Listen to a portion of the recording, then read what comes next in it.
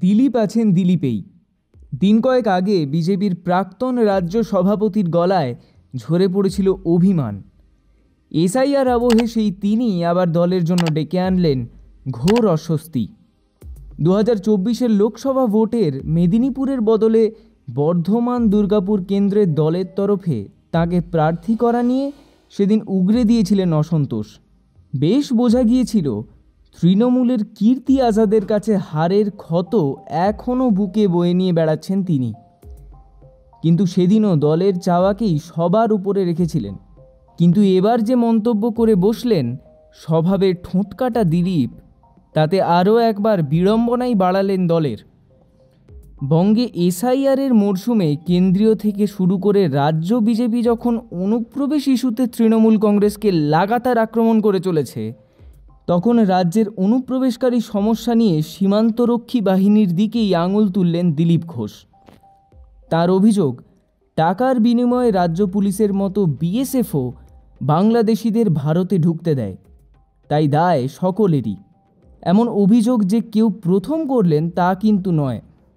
কিন্তু দিলীপই যখন অমিত শাহের মন্ত্রকের অধীনস্থ বাহিনীকে কাঠগড়ায় তুললেন, তখন তা নিশ্চিতভাবেই বাড়তি মাত্রা যোগ করে বই কি। উত্তর 24 পরগনার স্বরূপনগরে গিয়েছিলেন বিজেপির প্রাক্তন সাংসদ দিলীপ। মেদিয়া বাজারে কর্মী সমর্থকদের সঙ্গে চা চক্রে যোগ দেন।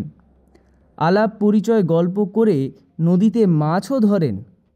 সেখানেই অনুপ্রবেশের সমস্যা নিয়ে মুখ খুলতে গিয়ে তৃণমূলের আগ্রাসী ব্যাটিংয়ের সামনে লোপ্পা বল দিয়েছেন দিলীপ।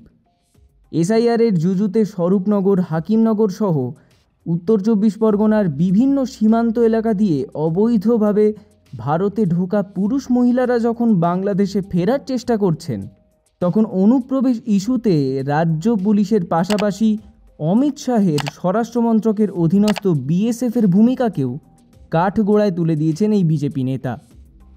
অনুপ্রবেশকারীদের অবৈধ উপায়ে ভারতের মাটিতে ঢুকতে পারার দায়ভার পুলিশ এবং বিএসএফ উভয় পক্ষেরই বলে মনে করছেন দিলীপ। তার সাফ কথা, পুলিশ বিএসএফ পয়সার জন্য এসব করে।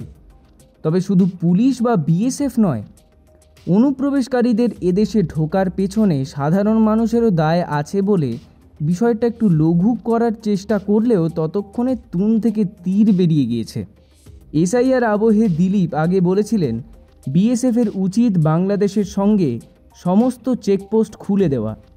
বলেছিলেন বাংলার জনসংখ্যা 10 থেকে 20 লক্ষ কমানোর এটাই সেরা সুযোগ।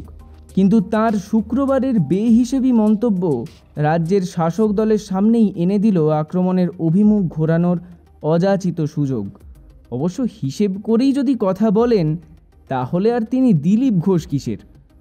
গরু পাচার, চোরাচালান নিয়ে যখনই তৃণমূলকে নিশানা করে বিজেপি, তখনই বিএসএফের কোর্টে বল ঠেলে দেয় রাজ্যের শাসক দল। মুখ্যমন্ত্রী মমতা বন্দ্যোপাধ্যায় পর্যন্ত পাল্টা আক্রমণের রাস্তায় হেঁটে বলেন সীমান্ত পাহারা দেয় কেন্দ্রের অধীনে থাকা বিএসএফ, অতএব সীমান্তে অপরাধের দায় সীমান্তরক্ষী বাহিনীরই। মাস কয়েক আগে বাংলাদেশি অনুপ্রবেশ ইস্যুতেও কেন্দ্র এবং বিএসএফকে একযোগে বিঁধেছিলেন মুখ্যমন্ত্রী।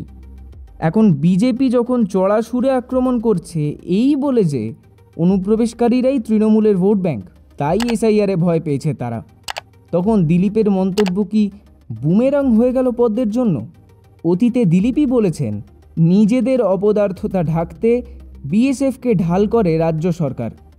সেই তিনি এদিন সীমান্ত পেরিয়ে অনুপ্রবেশের জন্য বিএসএফকে দায়ী করে বিজেপিকেই কি বিদ্ধ করলেন কাঁটাতারে।